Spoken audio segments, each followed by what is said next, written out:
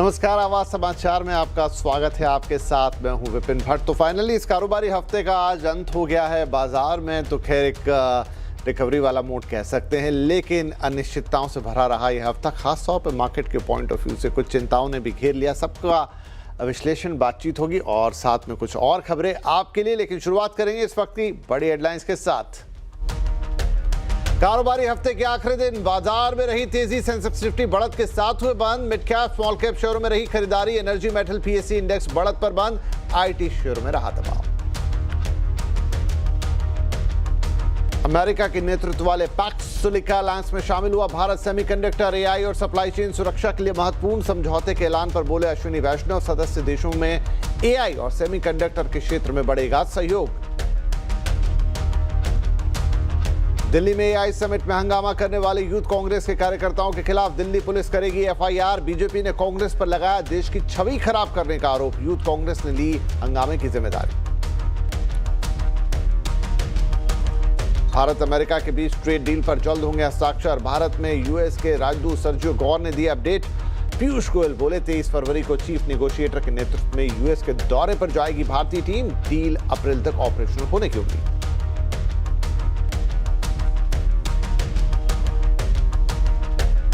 अमेरिकी राष्ट्रपति Donald Trump का ईरान को 10 दिन का अल्टीमेटम। कहा ईरान को करना ही होगा समझौता, डील नहीं हुई तो नतीजे होंगे गंभीर। दिल्ली समेत 22 राज्यों और केंद्र शासित प्रदेशों में अप्रैल से शुरू होगा एसआईआर। चुनाव आयोग ने राज्यों के सीईओ को दिए एसआईआर की तैयारी के निर्देश। टाटा मोटर्स ने लॉन्च किया टाटा पंच ईवी का नया अवतार। शुरुआती एक शोरूम कीमत 9,70,000 रुपए के पास। नई पंच में बैटरी एज ए सर्विस का भी ऑप्शन।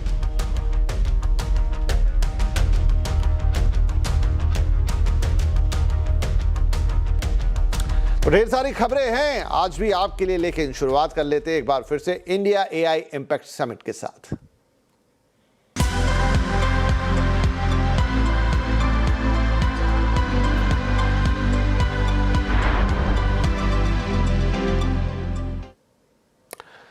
तो एआई इंपैक्ट समिट में बहुत कुछ हो रहा है, जो आपने अब तक देखा वो भी और कुछ और चीजें भी। उनमें से एक है भारत ने अमेरिका की अध्यक्षता में तकनीकी और सप्लाई चेन को सुरक्षित करने वाले गठबंधन पैक्स सिलिका में औपचारिक रूप से शामिल होने के लिए करार कर लिया है।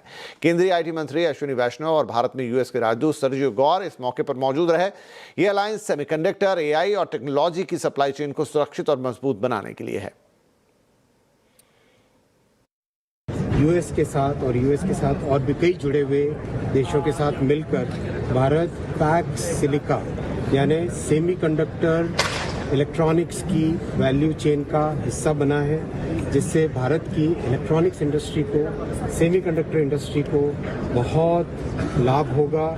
जिस तरह से ऑलरेडी 10 प्लांट भारत में स्थापित होने की प्रक्रिया में है और बहुत जल्दी पहला semiconductor plant commercial production start करेगा।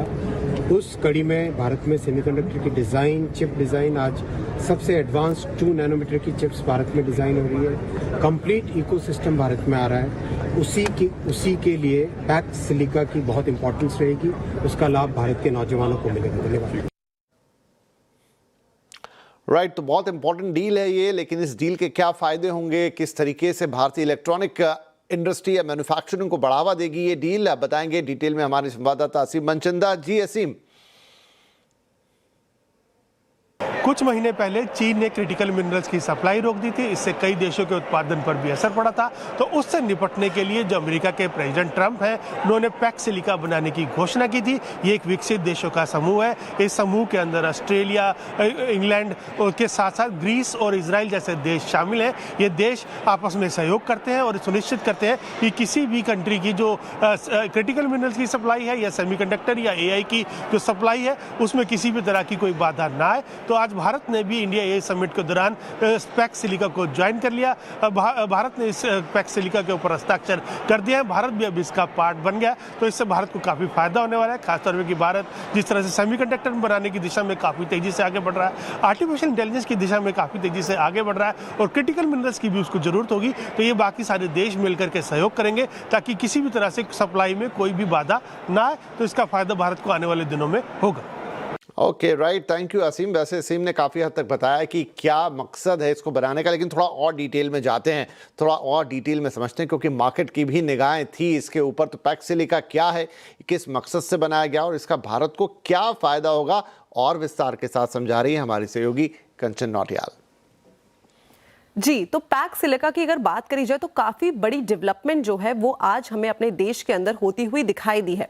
आइए सबसे पहले शुरुआत से समझते हैं कि जो पैक्स सिलिका है इसका एक्चुअल में मतलब क्या है। बेसिकली एक यूएस लेड स्ट्रैटेजिक अलायंस है जो क्रिटिकल मिनरल, सेमीकंडक्टर और एआई इंफ्रास्ट्रक्चर की सिक्योर सप्लाई चेन बनाने के लिए बना है। इसका मकसद है कि जो ग्लोबल डिपेंडेंस को है कम करना, खास करके चाइना जैसे देशों पे जहां पे रेयर अर्थ मिनरल्स की अगर बात करी जाए तो वहां पे अबंडेंस में वो है, और अगर हम इसको कैलकुलेटिव वे में ले तो 60 to 70% जो है वो रेयर अर्थ मेटल चाइना से हमें आता हुआ दिखाई देता है।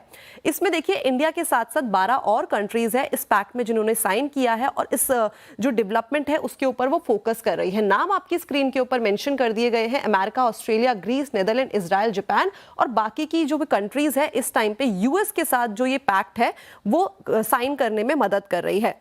अब अगर इसकी ग्लोबल लेवल पे इंपॉर्टेंस समझी जाए तो काफी ज्यादा इंपॉर्टेंट है, ग्लोबल लेवल पे भी है, because electronics, EV, defence industry में जो सप्लाई चेन डिस्ट्रप्शन है उसको ये अच्छी खासी तरीके से कम करता है। यूनाइटेड स्टेट और साथ में जो इनके पार्टनर्स हैं जो अभी आपकी स्क्रीन पे आए थे उनके साथ एक ट्रस्टेड टेक्नोलॉजी नेटवर्क को बनाता है। यही नहीं बल्कि अगर हम बात करें क्रिटिकल मिनरल्स की और चिप टेक्नोलॉजी की तो उसका भी हर इंसान को एक बेटर एक्सेस देता है, कंट्री वाइज भी बेटर एक्सेस देता है। और एक इंपॉर्टेंट फैक्टर यहाँ पे ये है कि जो हम अपनी इकोनॉमी को बोलते हैं ऑयल बेस्ड इकोनॉमी, उसको ये शिफ्ट करने में हेल्प करता है to silicon plus AI driven economy, जो कि काफी इंपॉर्टेंट फैक्टर है अपने आप में ही। अब आपके दिमाग में ये क्वेश्चन आ रहा होगा कि इंडिया के लिए ये जो पैक्ट है वो इतना इंपॉर्टेंट क्यों है। ये इंडिया के लिए इतना इंपॉर्टेंट इसलिए है बिकॉज रेयर अर्थ इंपोर्ट जो हम करते हैं चाइना से, इसके बाद हमारी जो डिपेंडेंसी है वो अच्छी खासी कम होती हुई दिखाई देगी। इंडिया के इलेक्ट्रॉनिक्स और सेमीकंडक्टर मैन्युफैक्चरिंग को अच्छा बूस्ट मिलेगा। एडवांस टेक्नीशियन और साथ में जापान और नेदरलैंड जैसे जो कंट्रीज है वहां से जो डेवलपमेंट्स है वो और स्ट्रांग होती हुई दिखाई देगी। डोमेस्टिक सेमीकंडक्टर और क्रिटिकल मिनरल इनिशिएटिव और भी ज्यादा हमें टाइटन होते हुए दिखाई देंगे। और अगर ये सारी चीजें होंगी तो आपकी जॉब, इनोवेशन और लॉन्ग टर्म टेक ग्रोथ की जो अपॉर्चुनिटीज है वो भी खुलती हुई नजर आएगी। हमने देखा है कि इंडिया के अंदर 10 प्रोजेक्ट ऑलरेडी अप्रूव हो गए हैं और करीबन 1.6 लाख करोड़ का जो इन्वेस्टमेंट है उसका भी ऐलान हो गया है। अब आप ये सोच रहे होंगे कि इसकी इतनी ज्यादा इंपॉर्टेंस क्यों है। अगर हम डे टू डे लाइफ की भी बात करें तो जो रेयर अर्थ मेटल्स हैं, मिनरल्स हैं, वो हमारे यूज होते हैं, चाहे आप बात करें सेमीकंडक्टर में, इलेक्ट्रॉनिक इक्विपमेंट्स में, बात करें ऑटो में, बात करें ईवी में, या फिर आप बात करें अपने मोबाइल फोन में, तो यहाँ पे भी सेमीकंडक्टर का जो इस्तेमाल है वो होता है, इसलिए ये इतना इंपॉर्टेंट पैक्ट है। राइट, तो काफ़ी डिटेल में कंचन ने समझाया कि why this pact is so important to India. AI, semiconductor, तमाम मामलों में भारत को क्या मजबूती यहाँ से मिलेगी। राइट, इधर भारत मंडपम में चल रहे इंडिया एआई इम्पैक्ट समिट में यूथ कांग्रेस के कार्यकर्ताओं ने आज हंगामा काटा। प्रदर्शनकारियों ने प्रधानमंत्री नरेंद्र मोदी के खिलाफ नारेबाजी की। यूथ कांग्रेस के कार्यकर्ता अचानक बैनर पोस्टर लेकर मुख्य हॉल के पास तक आ गए। कार्यकर्ताओं ने हवा में टी शर्ट लहराकर नारेबाजी की। पुलिस तुरंत हरकत में आई और यूथ कांग्रेस के 10 कार्यकर्ताओं को हिरासत में ले गई। यूथ कांग्रेस के अध्यक्ष उदय भानु ने भारत मंडपम में हुए विरोध प्रदर्शन की जिम्मेदारी ली। डेमोक्रेटिक कंट्री है, यहाँ हम पीसफुल प्रोटेस्ट कहीं भी कर सकते हैं। देश की छवि तब खराब होती है जब हमारे देश के प्रधानमंत्री जो हैं देश की छवि को देश के उन लोगों के साथ कंप्रोमाइज करते हैं जो लोगों का ब्लैक लिस्ट में नाम है। पूरे दुनिया में जितने भी बड़े नेता या एंटरप्रेन्योर जिनका नाम एस्पिन फाइल्स में आया है उन सब ने रिजाइन कर दिया है, लेकिन आज तक भारत सरकार ने कोई अकाउंटेबिलिटी नहीं दी है। छवि तब खराब हो रही है जब सब शर्मिंदा है कि एस्पिन में उनका नाम आ गया तो वो रिजाइन कर रहे हैं अपनी गलती मान। और मैं एक और चीज पूछना चाहता हूँ, ये जितनी भी इवेंट होते हैं उससे भारत के युवाओं को क्या फायदा होता है, कितना रोजगार मिलता है? सिर्फ अपने पीआर के लिए इवेंट करके अपनी जिम्मेदारियों से भाग जाएं और जो सवाल उनको देने हैं उनके सवालों का जवाब नहीं देते, तो ये बिल्कुल सही बात नहीं है। इधर बीजेपी ने एआई समिट में विरोध प्रदर्शन को लेकर कांग्रेस पर सवाल उठाए हैं। कांग्रेस ने एक बार फिर से साबित कर दिया कि उनके लिए AI, ambitious India, artificial intelligence, aspirational India या आत्मनिर्भर इंडिया नहीं है।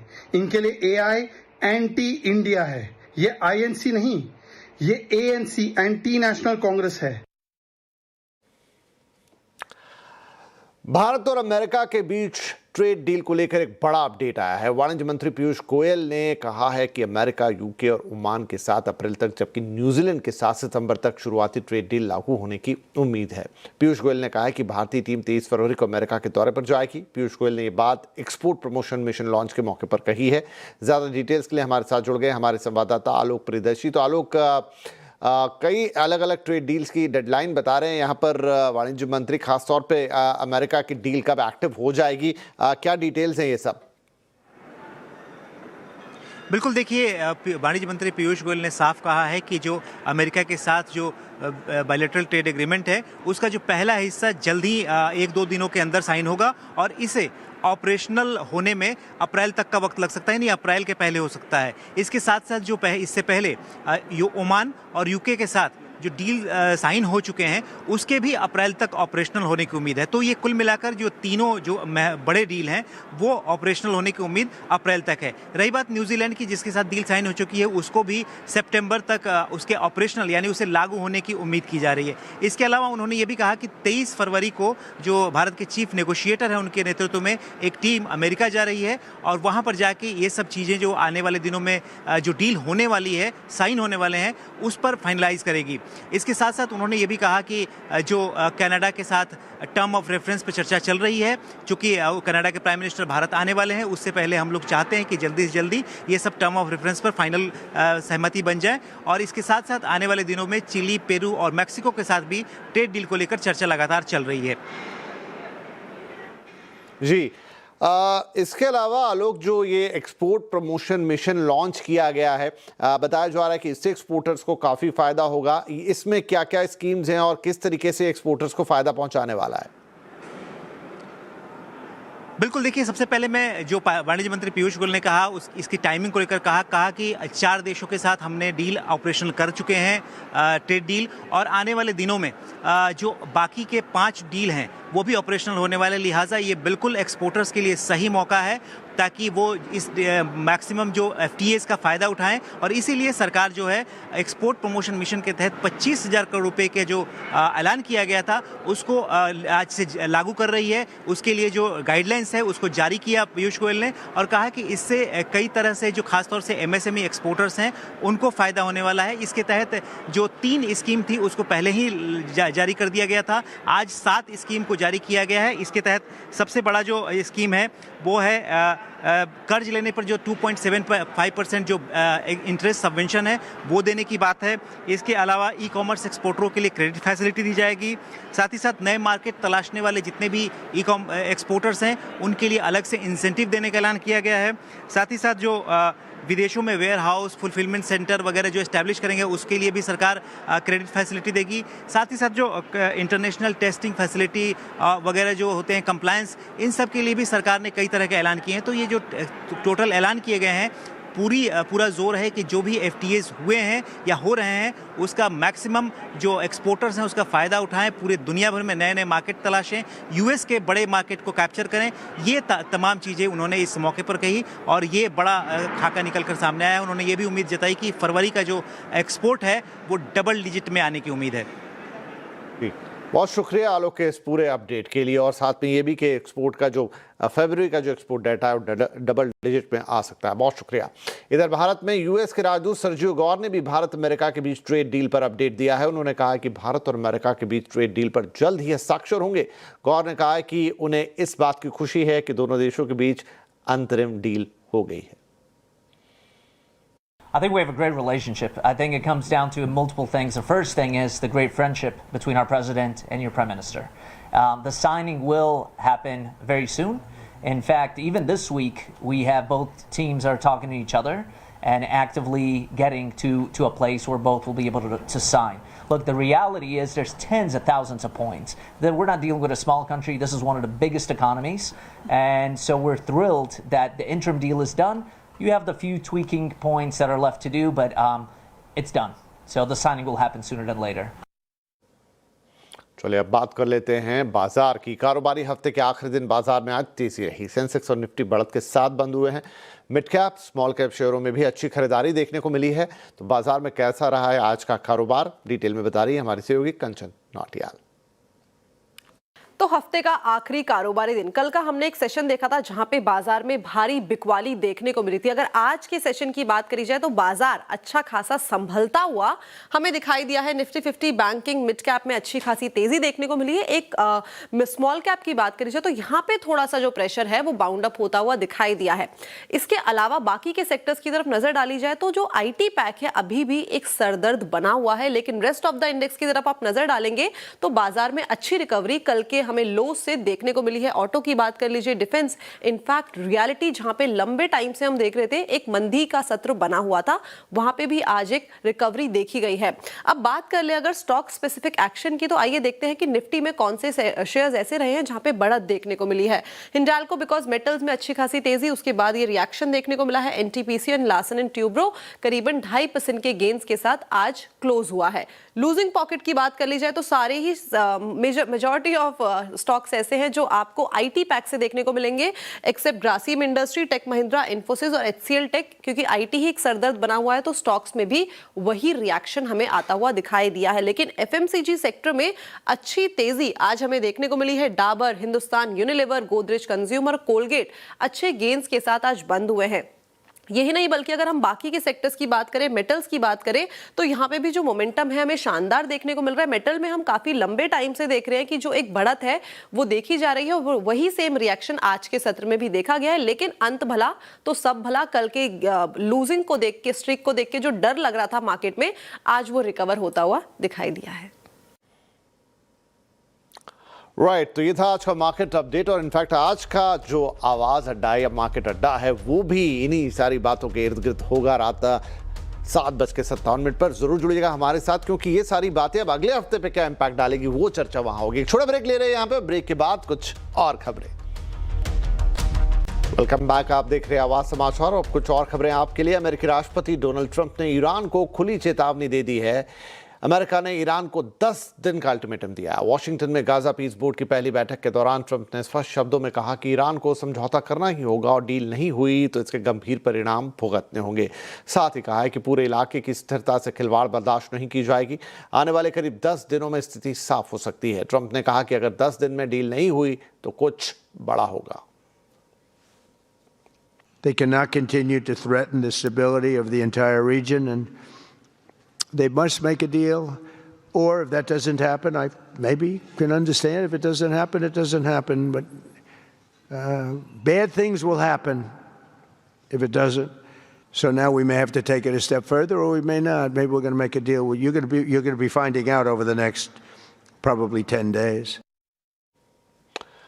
टाटा मोटर्स ने पंच ईवी का फेसलिफ्ट वर्जन लॉन्च किया है। नई पंच ईवी की शुरुआती एक शोरूम कीमत 9,70,000 रुपए है। कंपनी ने नई पंच ईवी में BAS यानी कि बैटरी एज ए सर्विस का भी विकल्प दिया है। ये लगभग वैसी स्कीम है जैसी आप कुछ अन्य कंपनियों में भी इस वक्त देखते हैं, जहां गाड़ी की कीमत अलग है और बैटरी की कीमत अलग, जिसे चुनने पर इसकी शुरुआती कीमत हो जाएगी 6.5 लाख रुपए के आसपास। नई पंच में एक बड़े बैटरी पैक का भी ऑप्शन है। इसमें एप्पल कारप्ले, एंड्रॉइड ऑटो दिया गया है। फ्रंट वेंटिलेटेड सीट्स के साथ साथ ऑटोमेटिक क्लाइमेट कंट्रोल भी आपको गाड़ी में मिलेगा।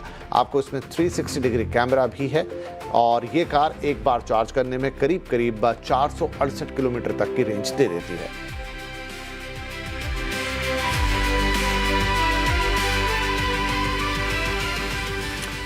और अब एक जरूरी बात, क्या फ्रांस और ऑस्ट्रेलिया की तरह भारत में भी बच्चों के लिए या युवाओं के लिए सोशल मीडिया बैन होने वाला है? AI इम्पैक्ट समिट में इसके क्या संकेत मिले हैं? फ्रांस के राष्ट्रपति ने क्या कहा? जानने के लिए देखिए आज का कंज्यूमर अड्डा शाम 5:57 पर। सोशल मीडिया बैन होंगे बच्चे?